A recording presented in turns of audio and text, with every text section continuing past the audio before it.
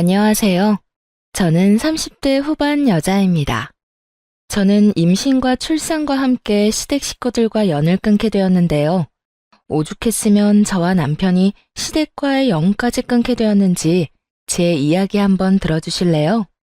저는 누나만 2명인 종갓집 귀한 아들과 결혼한 며느리였고, 그와 반면에 저는 그저 평범한 집안의 외동딸이었어요. 종갓집 맏며느리. 생각보단 괜찮았어요. 시누이들이 있다고 한들 모두 시집들을 갔을 뿐더러 자식까지 있으니 산다고 바빠 저에게 크게 시집살이 시킨다거나 간섭을 하는 일도 없더라고요.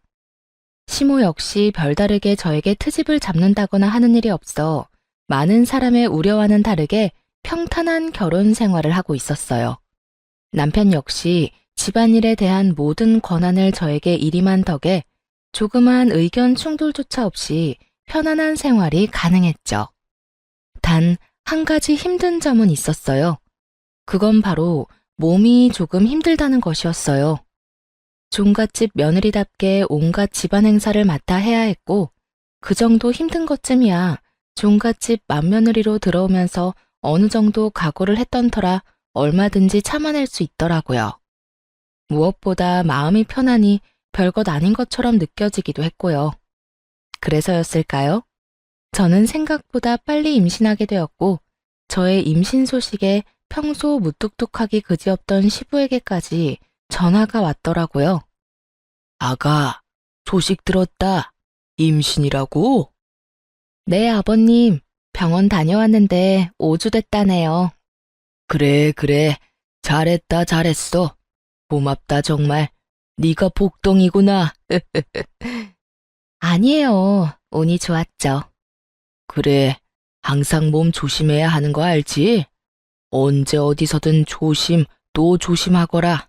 다시 한번 고맙다, 고마워.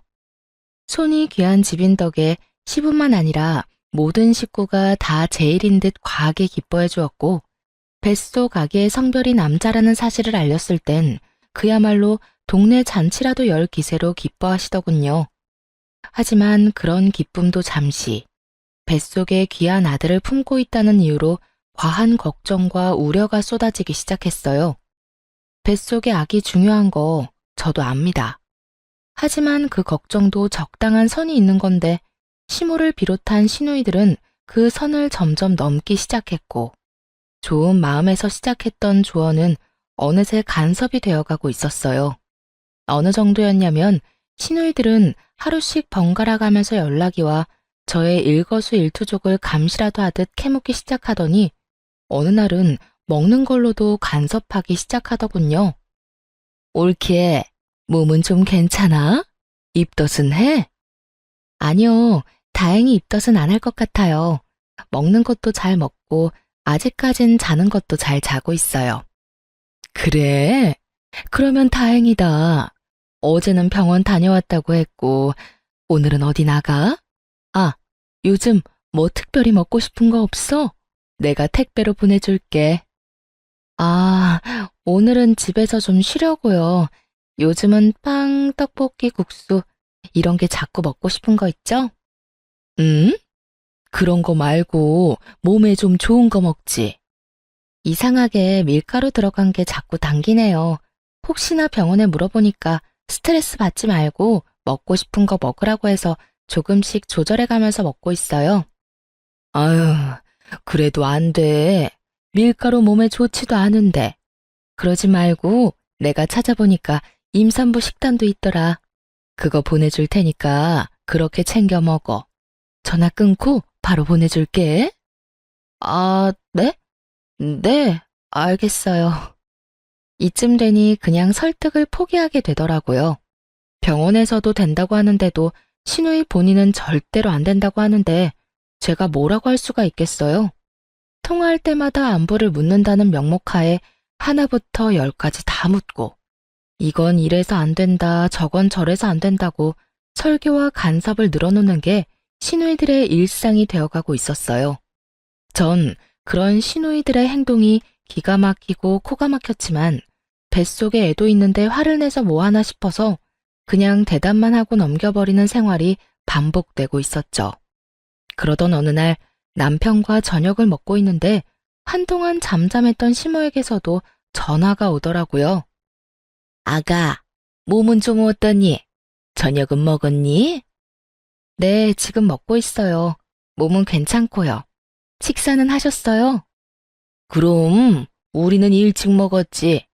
그나저나 너 예정일이 언제였지? 혹시나 해서 묻는 건데 당연히 자연분만 할 거지? 이건 또 무슨 말인가 싶더군요. 아직 배가 나오지도 않았는데 자연분만이라니. 물론 저도 자연분만이 싫은 건 아니었어요. 하지만 아직 초기인데 지금부터 자연분만 타령이 시작되면 출산할 때까지 이 타령을 들어야 한다는 상황 자체가 싫더군요. 그래서 이번만큼은 제 생각을 똑바로 말하기로 했어요. 자연분만이요? 아니 어머님, 저 아직 밖에 나가면 임산부인 줄 아무도 몰라요. 아직 그런 걸 결정하기엔 너무 이른 거 아닐까요? 아, 물론 저도 상황만 된다면 자연분만 생각하고 있긴 한데 하여튼 그런 말 하기엔 너무 이른 것 같아요.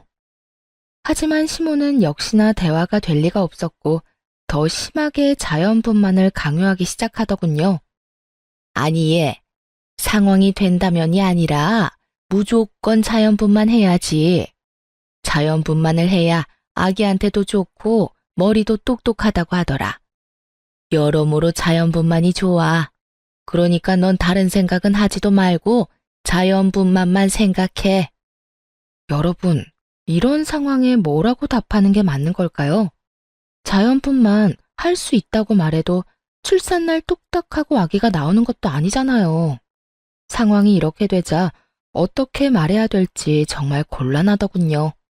시모는 제 입에서 원하는 대답이 나올 때까지 10분이 넘도록 자연분만에 대해 좋은 점만 나열하고 또 강요했어요.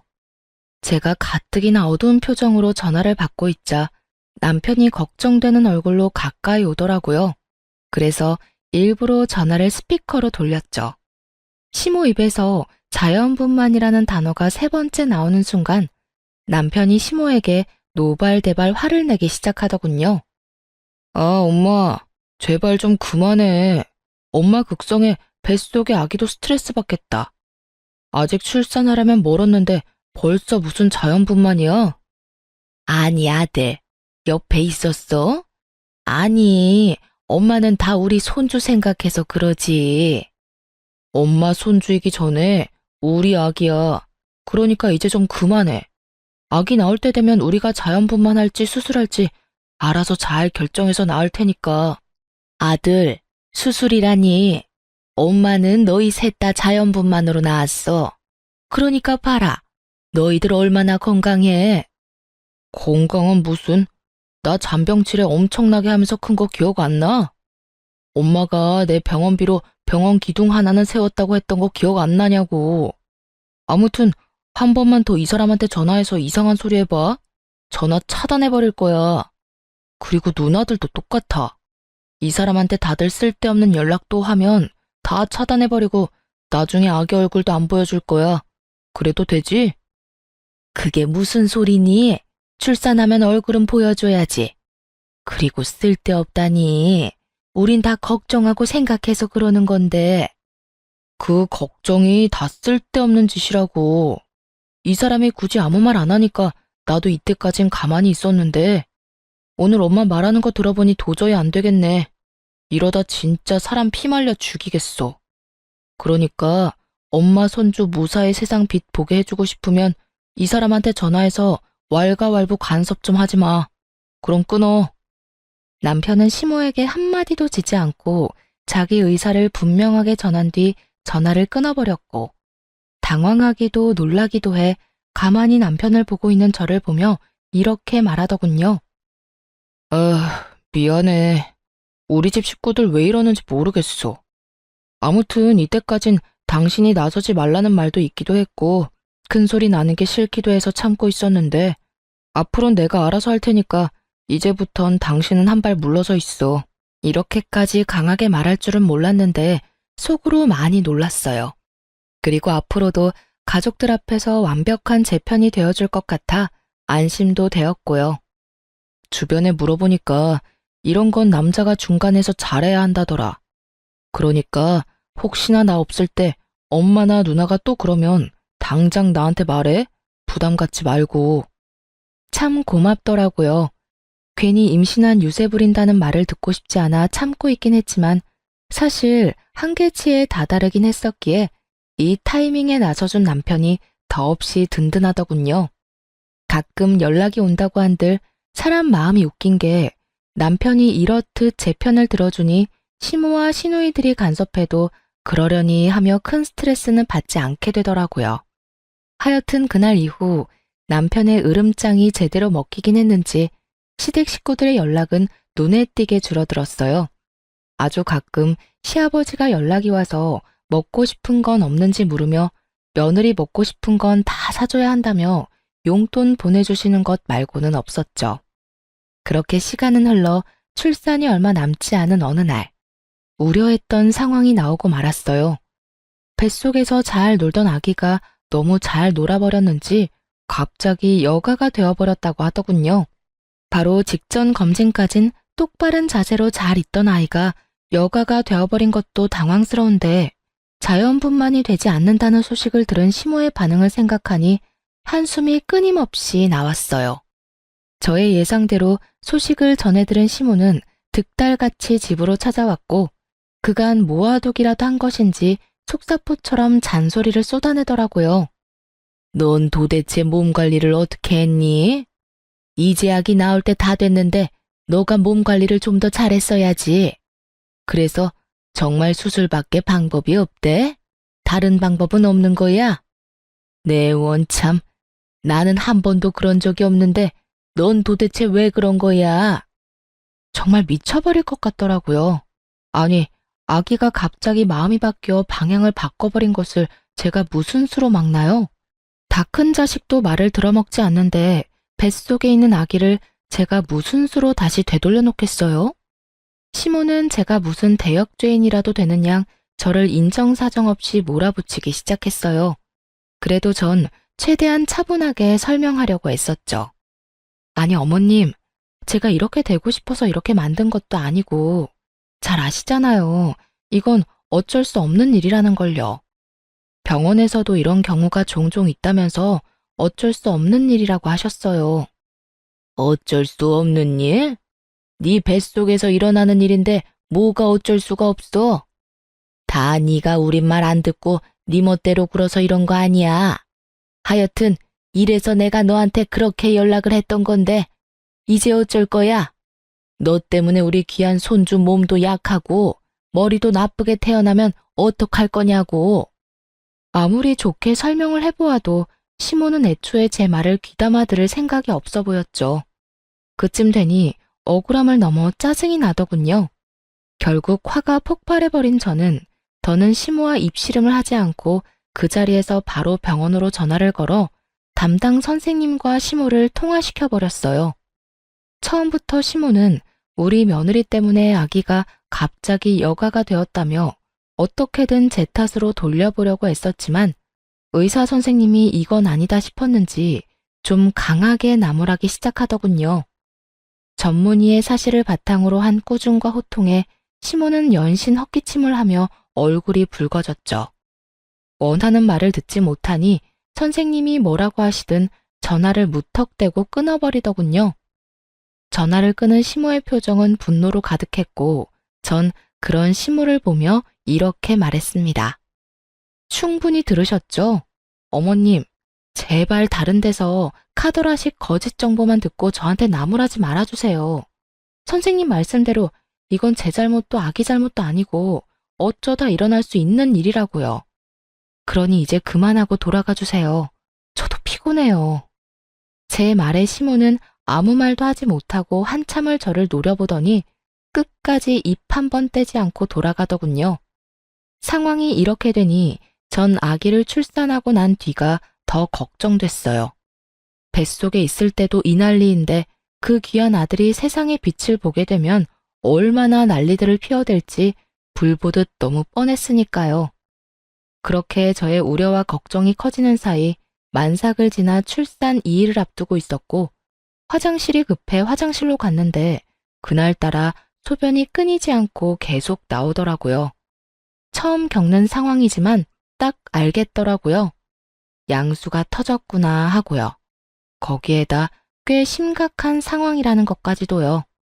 전 서둘러 병원으로 향했고 내진을 해본 결과 상황은 제 생각보다도 더 좋지 않았어요. 급하게 긴급 제왕절개 수술에 들어가야 할 정도로 말이죠. 제 연락을 받은 남편은 급히 병원으로 오고 있었고 제가 내진을 받는 사이 도착한 시댁 식구들과 친정 식구들이 줄지어 들어오고 있더군요. 식구들의 등장에 의사와 간호사분은 상황이 급하다는 설명을 해주었고 설명을 다 들은 시모는 한시라도 빨리 동의서에 사인을 해도 모자랄 판국에 간호사와 실랑이를 하며 미친 소리를 뱉어내기 시작하더군요.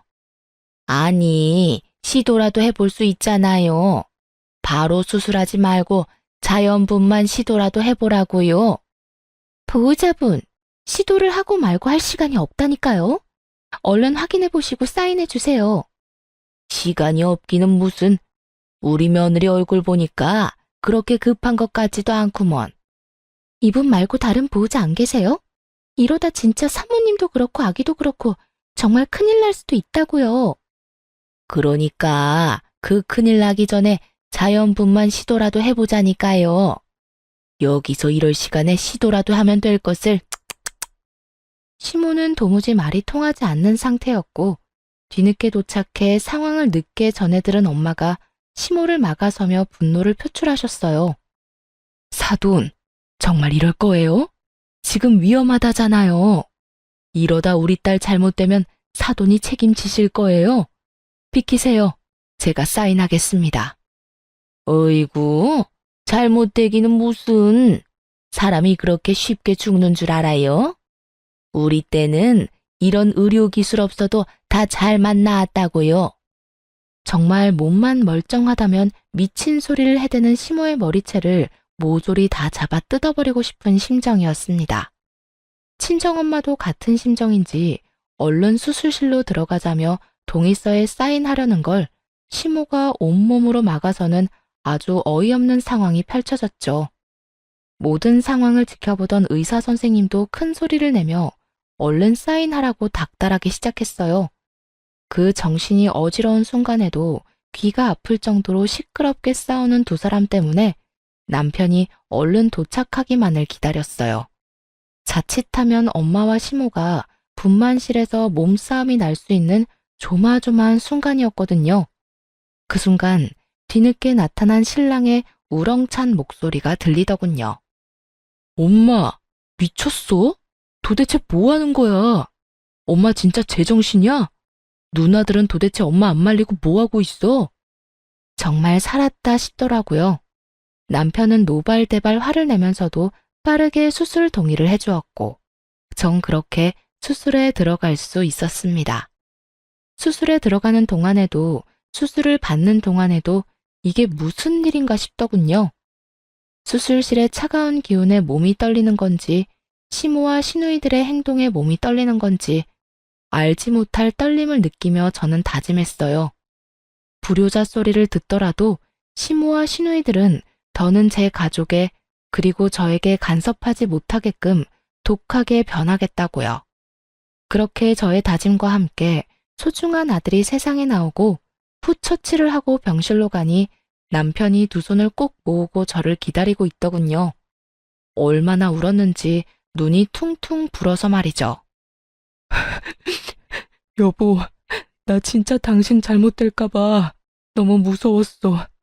당신도 많이 무서웠지. 내가 늦어서 너무 미안해. 내가 진짜 입이 10개라도 할 말이 없다. 울긴 왜 울어. 누가 보면 당신이 출산한 줄 알겠다. 아, 정말 내가 대신 낳아주고 싶은 심정이더라니까. 하여튼 앞으로 나만 믿어. 내가 더 큰 방패막이 되어줄게. 다신 이런 상황에 혼자 두지 않도록 노력할게. 무사히 돌아와줘서 고마워, 여보. 남편은 독하게 마음을 먹었는지 시모와 시누이들은 병실에는 오지도 못하게 막아버렸고 그렇게 퇴원날이 다가왔어요. 저는 퇴원을 위해 짐을 싸고 있었고 남편은 병원비를 정산하기 위해 잠시 자리를 비운 사이 어떻게 알았는지 시모가 병실로 들어서더군요. 몸은 좀 어떠니? 아직 아프긴 한데 그래도 어제보단 덜 아파요. 그러게 자연분만 했으면 이렇게 아플 일도 없었을 텐데. 어머님, 이제 그만 좀 하세요. 이미 수술은 했고 아기도 건강하게 잘 나왔는데 왜 계속 자연분만 이야기를 하세요? 그래, 그건 그렇고 조리원으로 간다고? 네, 예약해둔 조리원에서 2주 쉬고 나와요. 제 말을 듣던 시모는 제 눈치를 살피더니 헛웃음이 터져나오는 말을 하기 시작하더군요. 그게 내가 많이 생각해 봤는데 아무래도 우리 귀한 장손을 남의 손에 맡긴다는 게 영 불안해서 말이야. 그래서 하는 말인데 너 산후조리를 우리 집으로 가서 하는 게 어떻겠니? 그게 불편하면 내가 너희 집으로 가도 되고 말이야. 어머님, 아무리 그래도 제가 어떻게 어머님한테 제 몸조리를 맡길 수 있겠어요. 아기도 그렇고 힘드실 거예요. 그리고 어떤 걱정하시는지 잘 알고 있는데 그런 일이 일어나는 건 아주 극소수이고요.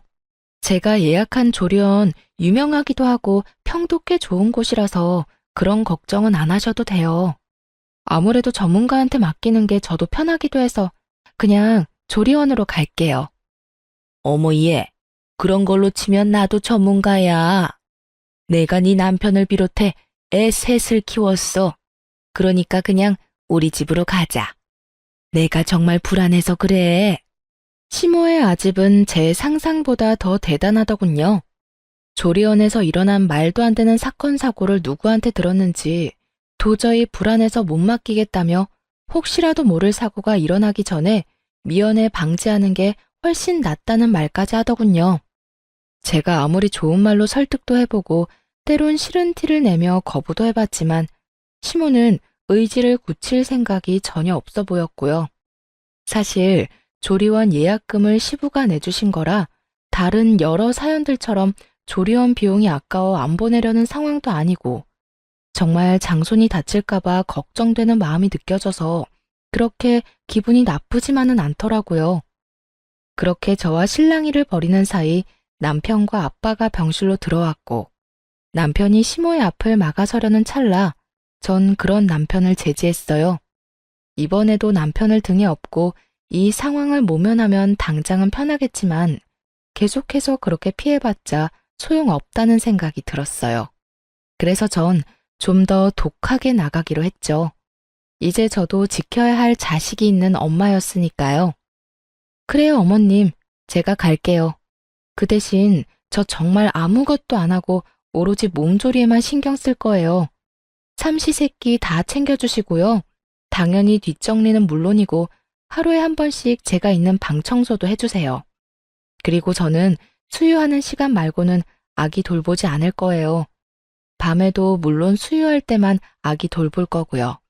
그러니까 나머지 시간엔 어머님이 아기 다 돌봐주셔야 해요. 그리고 만약 지내는 동안 조금이라도 제가 불편하다거나 저한테 조금의 일이라도 시키시면 당장 짐 싸서 조리원으로 들어갈 거예요. 그래도 제가 어머님 댁에 가서 조리하길 바라세요? 이거 다 해주실 수 있어요? 시모는 잠시 멈칫하는 듯 했지만 이내에 다 할 수 있다며 호언장담을 하는데 결국 시모의 뜻대로 시댁에서 몸조리를 시작하고 말았어요.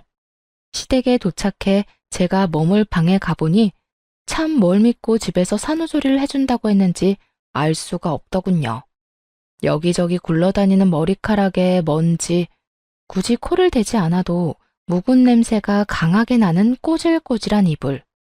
딱 보아도 신생아와 산모를 맞이할 수 없는 방에 아기와 들어가 있으라고 하는데 참 기가 막혔어요.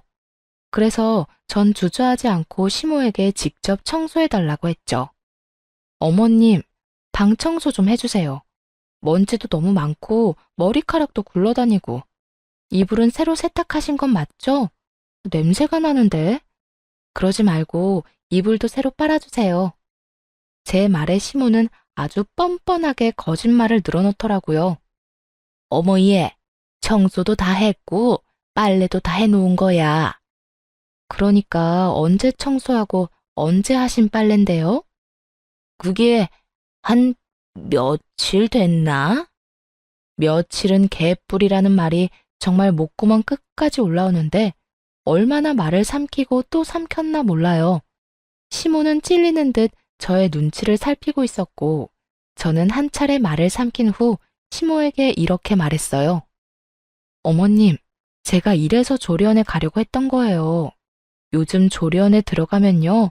하루에 한 번씩 청소 꼭 해주세요. 이거랑은 비교도 되지 않을 만큼 깨끗한 환경에서 지낼 수 있도록 해준다고요. 제가 그 정도로 깨끗한 거 바라는 거 아니잖아요. 최소한 바닥에 머리카락이랑 먼지는 없어야 하는 거 아닐까요? 최소한 이불에서 향기는 안 나더라도 캐캐 묵은 쉰 냄새는 안 나야죠. 그냥 다시 좀 빨고 청소 좀 해주세요. 정 힘드시면 지금이라도 조리원으로 가고요. 아니다. 금방 해줄 테니 안방에 가서 기다려라. 급하게 하지 마시고 천천히 하셔도 되니 꼼꼼하게 해주세요. 스팀 청소기도 있으시잖아요. 저 올 때마다 매번 시키시던 거요. 다 하시고 그걸로 한번 싹 밀어주세요. 저 혼자만 지내면 상관없는데 아무래도 신생아가 있으니 청결이 제일 중요해서요. 그래, 알겠다. 전 최대한 뻔뻔하고 담담하게 요구하려고 애썼고 시모는 표정이 좋지 않긴 했지만 철석같이 약속한 것이 있어서 그런지 저의 요구대로 다 들어주더군요. 시모가 좋든 싫든 어른에게 이것저것 요구해야만 하는 상황이 마음이 편하지 않았더군요. 때로는 내가 너무 심한가 하는 생각이 들기도 했고 그때마다 고개를 세차게 흔들며 마음을 다잡곤 했어요.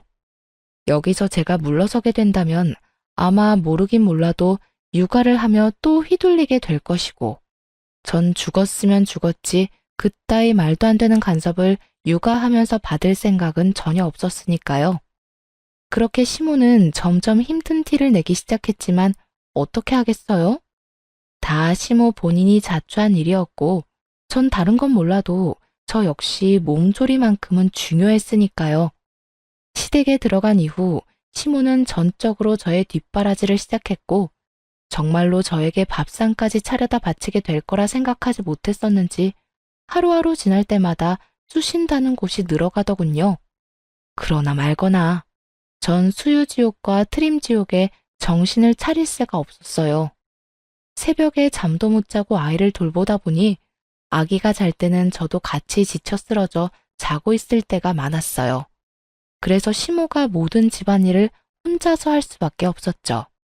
그걸 보던 시부는 말년에 고생한다며 그러게 예정대로 조리원 가면 되는데 여편네가 이상한 고집을 피운다며 저 대신 혀를 끌끌 차셨죠.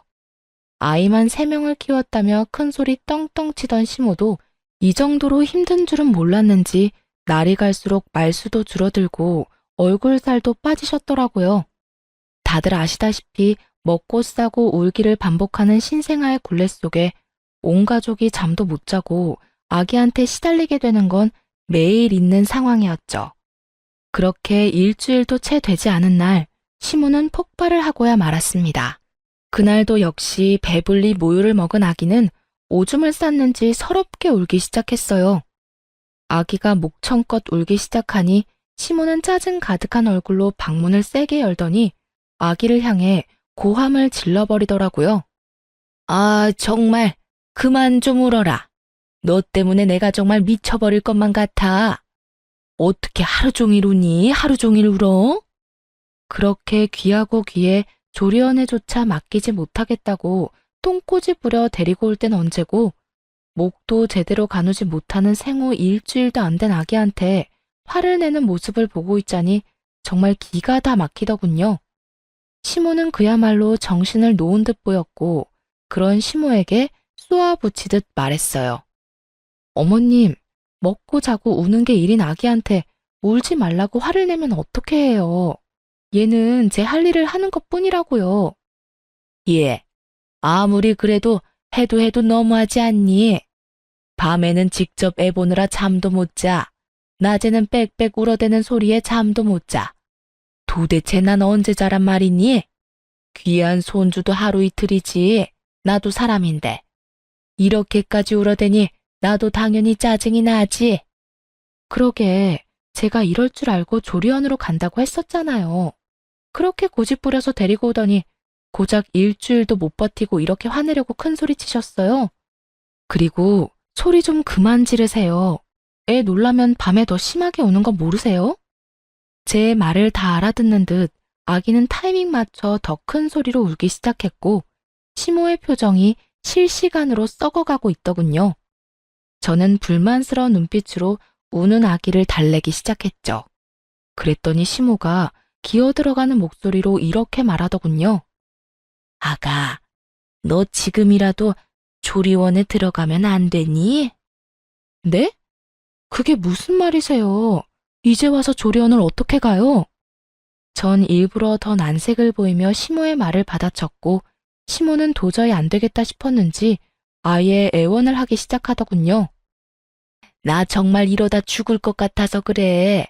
내가 나이가 몇 살인데 끼니 때마다 며느리 밥 시중 드는 것도 모자라 낮이고 밤이고 손주 시중 드느라 잠도 못 자. 그것뿐이니? 네 시아버지 눈치 보여서 그것도 그거대로 아주 힘들어 못 살겠어. 그러니까 제발 이제라도 조리원으로 가라. 응? 참 뻔뻔하다 싶더군요. 그러게 진작 제 말대로 했으면 서로 이렇게까지 얼굴 붉힐 일은 없었을 텐데 왜 고집을 부려서 이런 상황까지 만드는 것인지 이해도 되지 않았고요. 제가 여러 가지 생각들로 할 말을 잃고 시모의 얼굴만 뚫어지게 보고 있으니 주저리 아무 말 대잔치를 하기 시작하더군요. 네 말대로 전문가들도 있고 네가 먹는 밥도 거기에서 더 잘 챙겨줄 거다. 너도 시어머니한테 이거 해달라 저거 해달라 말하기 눈치 보일 거 아니냐. 아니요, 전 괜찮아요. 어머님이 아기를 이렇게 잘 맡아주시니 혹시 모를 사고가 안 일어나서 더 안심되던걸요. 애초에 어머님이 다 해준다고 해서 여기로 온 거라 눈치는 안 보여요. 아무튼 전 여기 좋아요, 어머님. 사실 불편한 것이 맞았지만 다신 시모가 말도 안 되는 아집을 부리지 못하게 더 시모를 몰아세웠어요. 제가 그렇게 해맑은 얼굴로 말하자 시모의 얼굴은 그야말로 흑빛이 되어가고 있었죠. 거의 울기 직전의 표정으로 마지막 수를 꺼내 보이더군요. 저기, 지금이라도 조리원에 가면 비용은 내가 주마. 얼마가 들든 군소리하지 않고 다 주마. 아니 이참에 그냥 편하게 한 달 정도 가 있는 게 어떻겠니? 그러니 제발 시험이 살린다 생각하고 조리원으로 좀 가주려무나 이렇게 부탁하마. 이렇게까지 하는데 더는 시댁에 머물 이유가 없더라고요. 그래서 전 짐을 싸 집으로 돌아왔고 집에서 미리 알아봐 두었던 도우미분을 불러 시모가 준 돈으로 본격적인 조리를 시작했습니다. 한 달 동안은 그야말로 천국 같은 시간이었어요. 한 달 뒤 본격적인 독박 육아가 시작되자 그야말로 지옥이 펼쳐지더군요.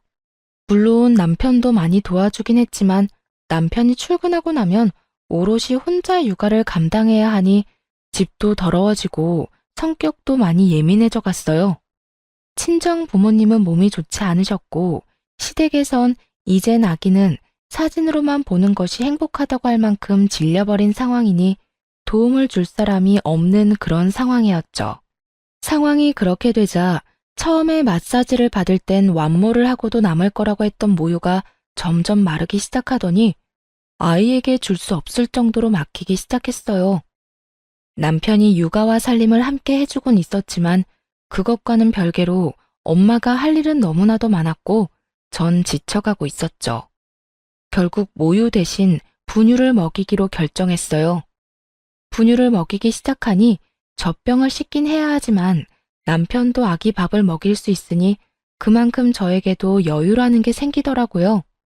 거기에다 굳이 수유하느라 선잠을 자야 할 일도 사라졌고요. 하지만 좀 살만해졌다고 생각했는데 조용하던 신우가 갑자기 날뛰더라고요. 그때는 남편이 아이 분유를 먹이던 중이어서 제가 전화를 대신 받게 되었어요. 여보세요? 형님, 저예요. 잘 지내시죠? 그럼, 올케는 잘 지내? 조리는 잘하고 있어? 아기 때문에 힘들지? 뭐 그렇죠. 이제는 좀 괜찮아지고 있어요. 그래? 그러면 다행이고. 그나저나 병훈이는 뭐해? 아기 보고 있어? 네, 아기가 배고프다고 울어서 남편이 분유 먹이고 있어요. 뭐? 올케, 설마 모유 수유 안 해? 언제부터? 원래는 모유 먹였었잖아. 말이 끝나기가 무섭게 신우이는 짜증이 섞인 목소리로 저를 혼내기 시작했어요. 다른 사람도 아닌 아기 엄마인 저에게 따지듯이 물어오더라고요. 역시나 제가 딱 생각했던 반응이었어요. 듣기론 시누이들도 완모까진 하지 못하고 분유를 먹였다고 들었고, 심지어 둘째 시누이는 제왕절개를 했다고 하더군요. 근데도 저한테 그 난리를 부리는 것을 보며 또 이 난리를 부리겠구나 했죠. 숨기려면 얼마든지 숨길 수 있었겠지만 언제까지고 숨길 수도 없는 노릇이었고, 어차피 한 번은 부딪혀야 할 일이라 생각해서 말했더니 역시나 예상했던 반응이 나오더라고요. 속으로 사람 참 쉽게 안 바뀐다 생각했네요. 그게 제가 몸이 너무 안 좋아져서요. 그동안 도와줄 사람도 없고 남편도 바빠서 이리저리 무리를 좀 했더니 모유가 안 나오더라고요. 양은 적고 아기는 더 달라고 울고 해서 하는 수 없이 분유 먹이기로 했어요. 완모 가능하다고 해서 저도 완모까지 할 생각이었는데 나오질 않으니 어쩌겠어요? 아쉬워도 하는 수 없죠. 전 있는 그대로 제가 처한 상황을 보태지도 빼지도 않고 설명해 주었고, 시누이는 저에게 괜찮냐는 말 한마디 없이 큰 소리를 내기 시작했어요. 그러게, 아기 엄마가 몸 관리를 잘했어야지. 또 밀가루나 먹어댔겠지. 아유, 올케는 도대체 제대로 하는 게 뭐야? 정말 뭐 하나 마음에 드는 게 없어. 정말 어이가 없어 기가 다 막히더군요. 저요, 임신했을 때나 밀가루 즐겨 먹었지 평소에는 잘 먹지도 않아요. 거기에다 어린아기 독박 육아해보신 분들은 아시겠지만 혼자 아기 보면서 끼니 챙기는 게 어디 쉬운 일인가요? 대충 퍼먹고 쪽잠이라도 자면 다행 아닌가요? 시누이가 애도 없는 것도 아니고 뻔히 사정을 다 알면서 그렇게까지 몰아붙이니 더는 참을 수가 없더군요. 아니 형님, 그렇게 말하면 제가 섭섭하죠. 같은 여자로서, 아니, 같은 사람으로서 몸이 안 좋아서 모유까지 안 나온다고 하면 예의상 몸은 괜찮냐고 한마디쯤은 물어봐야 하는 거 아닌가요? 아니, 난 그게 순간적으로 흥분해서. 그래서 몸은 괜찮아? 아니요, 안 괜찮아요. 끼니도 제대로 못 먹고 잠도 제대로 못 자고 그렇다고 해서 누가 도와주는 사람 한 명 없고 그래서 모유가 안 나와서 저도 참 안타깝게 생각하고 있으니 형님은 더는 나무라지 말아주세요. 뭐라고? 옳게. 무슨 말을 그렇게 섭섭하게 해? 나는 다 먼저 육아해본 육아 선배로서 조언해주는 거야. 옳게도 할 거 아니야. 모유가 좋지 분유가 좋아? 아, 진짜 이런 말까지 안 하려고 했는데 지금 형님이 하는 건 조언이 아니라 간섭인 거 알고 계시죠? 그리고 몸에 좋다는 초유는 차고 넘치게 먹였고 요즘 분유도 좋게 잘 나와서 성장하는데 아무 문제 없는 거 누구보다 잘 아시잖아요. 형님도 완모 못 하셨으니까요. 그러니까 이제 간섭 좀 그만하시고 앞으로는 내 새끼는 내가 어련히 알아서 잘 보살필 테니 제발 이런 식으로 선 넘는 간섭은 하지 말아주세요. 쏘아붙이는 제 말에 시누이가 어버버하는 사이 저는 전화를 끊어버렸고 날이 선 저의 고함에 남편이 화들짝 놀라 방에서 나오더군요. 남편은 저에게 왜 그러냐고 물었고 저는 씩씩거리며 시누이와 있었던 일을 말해주었죠.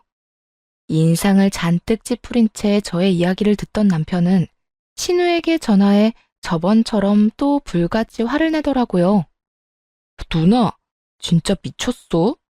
누나가 뭔데 이 사람한테 몸 관리를 제대로 하란 말아야. 누나가 이 사람 약이라도 한번 사준 적 있어? 아니면 몸에 좋다는 영양제라도 챙겨준 적 있어? 내가 분명히 말했지.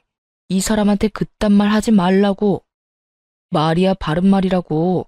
누나가 무슨 권한으로 내 새끼한테 감나라 배나라야. 우리가 부모인데 우리가 어련히 알아서 하지. 그러니까 앞으로 이 사람한테 전화도 하지 마. 나한테도 한동안 연락도 하지 마. 알겠어? 이 정도 했으면 이젠 그만하겠지 생각했거든요. 그런데 신우는 참 포기를 모르는 여자더라고요. 며칠 동안 무서울 정도로 조용하던 신우이는 시부와 함께 시모, 둘째 신우이까지 대동한 채 집으로 왔더라고요. 이런 말하면 어떻게들 생각하실지 모르겠지만 전 오늘이 결전의 날이구나 싶었어요. 그 지긋지긋한 간섭의 고리를 완전히 끊어버릴 날이요. 이러한 제 생각을 알 리 없는 시모와 시누이들은 아기를 보며 행복한 시간을 보내는 시부와는 달리 아기는 뒷전이고 눈을 반짝이며 온 집으로 누비고 다니더군요. 뭐 하나 트집을 잡아볼까 하는 의도가 다분해 보였거든요. 세 사람은 집안을 둘러보며 되지도 않는 핀잔을 잡아대려고 애썼지만 제가 듣는 둥 마는 둥 대꾸도 제대로 하지 않으니 결국 모유 이야기로 바로 본심을 드러내기 시작했어요. 단유했다던데 그게 사실이냐? 다시 마음을 돌릴 생각은 없느냐? 분유보단 모유다. 여러 가지 말로 저를 설득하던 시모는 제가 마음을 돌려먹을 생각이 보이지 않자 남편을 몰아세우기 시작하더군요. 넌 이런 중요한 이야기를 왜 이 엄마한테 말도 안 한 거야? 하긴 제가 마음대로 다 휘두르는 대로 넌 입도 못 대고 있었겠지. 넌 지금부터 그렇게 네 마누라 치맛자락에 휘둘려서 나중에 우리 손주한테 정말 큰일이 생겼을 때 네 의견이라도 낼 수 있겠니? 이 엄만 참 걱정이 많다. 시모는 졸지에 남편을 마누라 치맛자락에 빠져 허우적거리는 남자로 만들어버리더니 저에 대한 적대감을 숨김없이 드러내더군요. 한참을 저에 대한 불만을 쏟아내던 시모의 입에선 결국 아직 한참이나 남은 제 아들의 교육에 대해서도 간섭하기 시작했어요. 정말 내가 이럴 줄 알았다. 자연분만도 못하더니 완모도 못한다는 게 말이나 돼? 우리 귀한 장손한테 도대체 네가 무슨 짓을 하는 줄이나 알아? 에휴, 이미 단유했다니까 그건 접어두고 앞으로가 중요한 거 알지? 네? 앞으로라니요? 뭐가 또 남았나요? 교육이 남아있지 않니? 넌 정말 엄마라는 애가 이렇게 생각이 짧니? 내가 이래서 마음을 놓을 수가 없다니까. 그래서 하는 말인데 앞으로 우리 장손이 뭘 배우고 어떻게 키워야 할지 나하고 네 시누이들이 도울 테니 부담스럽게 생각하지 말고 도움 받으려무나. 시모의 헛소리에 시누이들은 너나 할 것 없이 맞장구를 치며 그 말도 안 되는 말을 찬양에 가까운 동의를 하고 있었고 전 그런 세 사람을 번갈아 보며 따져 물었어요. 도움이요? 말이 좋아서 도움이지 아예 어머님 뜻대로 제 아들을 키우겠단 말이잖아요. 전 절대로 그렇게 할 생각 없으니까 그런 생각은 하지도 마세요. 네 생각이 왜 필요하니? 내가 그렇게 하겠다는데. 그러게 진작 네가 내 아들을 쥐락펴락만 하지 않았으면 이런 일도 없지 않니? 착하고 순한 내 아들이 네 치맛자락에 빠져 헤어나오질 못하니 내가 이렇게라도 해야 내 귀한 손주가 잘 크지 않겠어? 하여튼 내 뜻은 굳혔으니 잔말 말고 내 뜻에 따르렴. 정말 해도 너무하더라고요. 엄마인 저를 인정해주지도 않고 말끝마다 귀한 손주, 귀한 손주. 속에서 분노가 쌓이고 있었죠. 시모고 나발이고 입에서 온갖 말들이 나오려고 하더군요. 시부가 옆에 있었지만 참지 못하고 한마디 하려던 순간이었어요. 시종일관 말 한마디 하지 않고 굳은 표정으로 바라보던 남편이 아기를 확 안으며 말했어요. 엄마, 누나, 이제 우리 영 끊고 살자. 더는 안 되겠어. 이대로 지내다간 나 아무래도 이혼당할 게 뻔하고 난 내 가정은 지켜야 하니까 우리 인연 끊어. 너, 그게 도대체 무슨 말이야? 연을 끊자니. 그게 이 엄마한테 할 말이야? 엄마 말대로 이때껏 내가 너무 착하고 순했던 것 같아. 진작 이 인연을 끊었어야 했는데. 그래도 가족이라고 참고 또 참았는데 이젠 안 될 것 같아.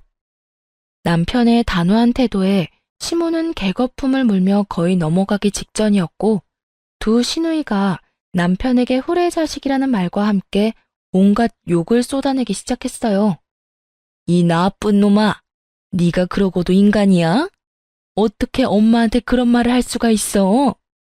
그러게. 엄마가 널 어떻게 키웠는데? 언니랑 나는 몰라도 엄마가 너한테 어떻게 했는데?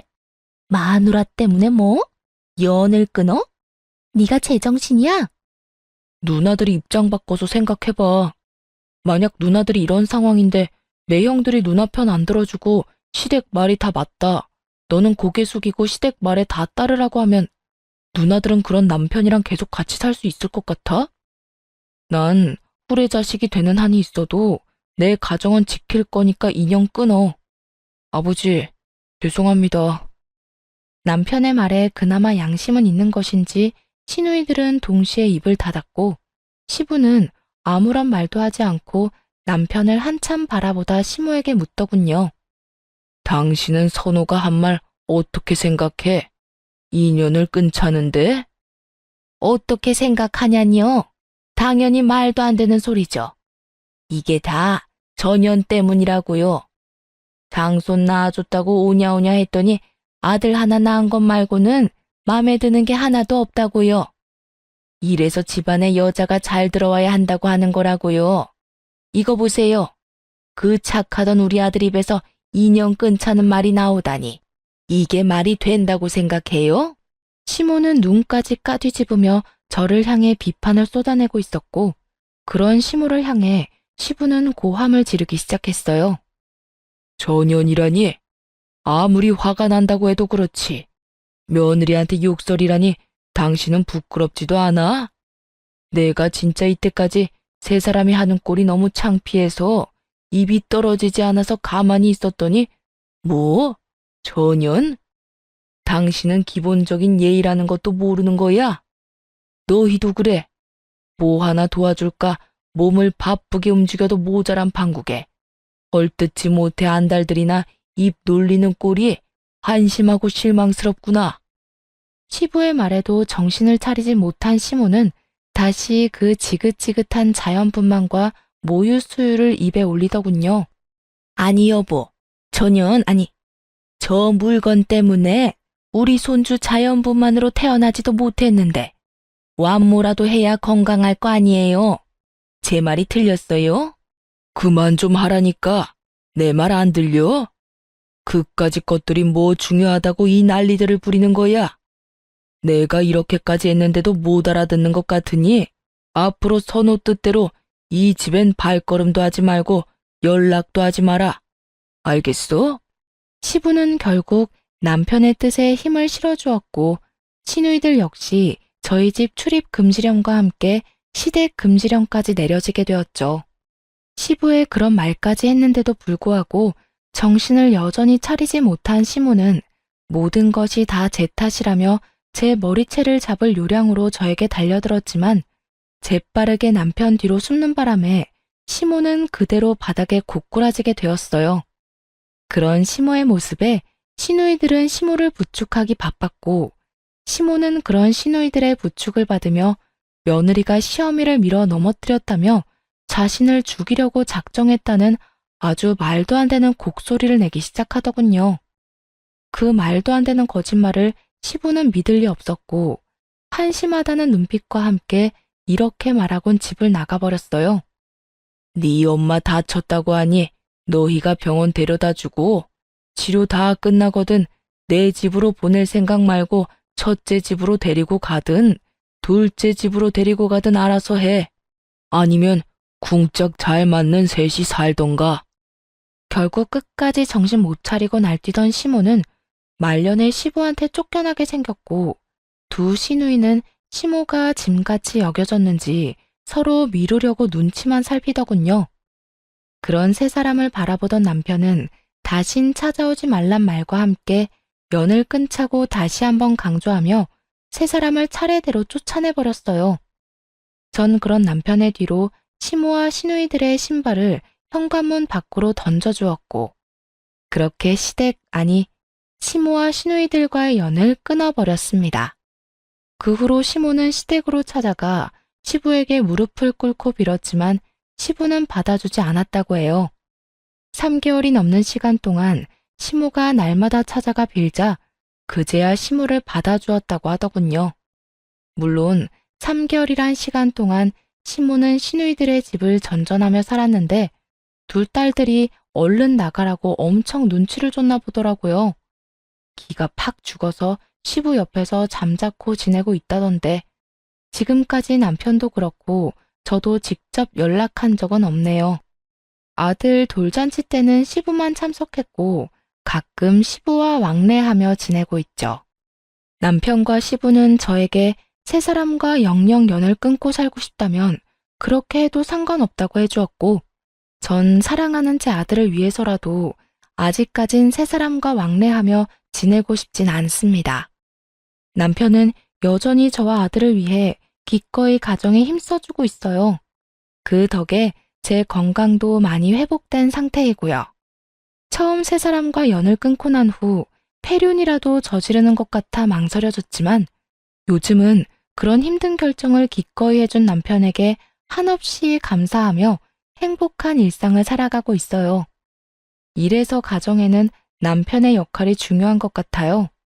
다른 집 남편들은 시댁에는 자주 방문하자고 하고 처가에는 발길을 탁 끊는다고 하던데 저희 남편은 막내인데도 불구하고 부모님에게 쓴소리도 할 줄 알잖아요. 비록 부모님에게 영 끊겠다는 심한 말까지 해버렸지만 그럼에도 남편은 가정을 지키기 위해 큰 결심을 내려준 거잖아요. 저는 항상 자기 전에 남편에게 말해요. 저랑 결혼해줘서 고맙다고 말이죠. 그럼 남편은 저에게 가족들 때문에 고생시켜 미안하다며 꼭 안아주거든요. 지금 생각해도 저는 결혼 참 잘한 것 같아요. 지금까지 제 사연은 끝입니다. 너무 남편 자랑이 길었나요?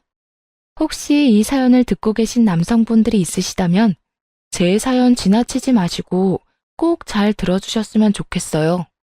결혼은 두 사람이 사랑해서 하는 거잖아요. 사랑하는 사람이 슬퍼하지 않도록 결단이 필요할 때는 가정을 지키기 위해 이런 선택까지 할 수 있어야 한다고 생각해요. 물론 모두 부모 자식 간의 영 끊으라는 얘기는 아니지만 서로를 위해 또 내 가정을 위해서라면 멀리 지낼 필요는 있다고 생각해요. 내 옆에 있는 사람이 알게 모르게 내 가족 때문에 상처를 받고 있지는 않는지 오늘부터라도 옆 사람의 말을 귀 기울여 주시면 좋을 것 같아요. 그리고 매일 따뜻한 말 한마디씩 건네주시면 더 좋고요. 부끄러워하면서도 분명 행복해하는 모습 보시게 될 거예요. 그런 말 한마디가 결혼 생활을 유지하는 큰 힘이 될 테니까요. 말이 너무 길었네요. 이만 마치겠습니다. 지금까지 들어주셔서 감사해요.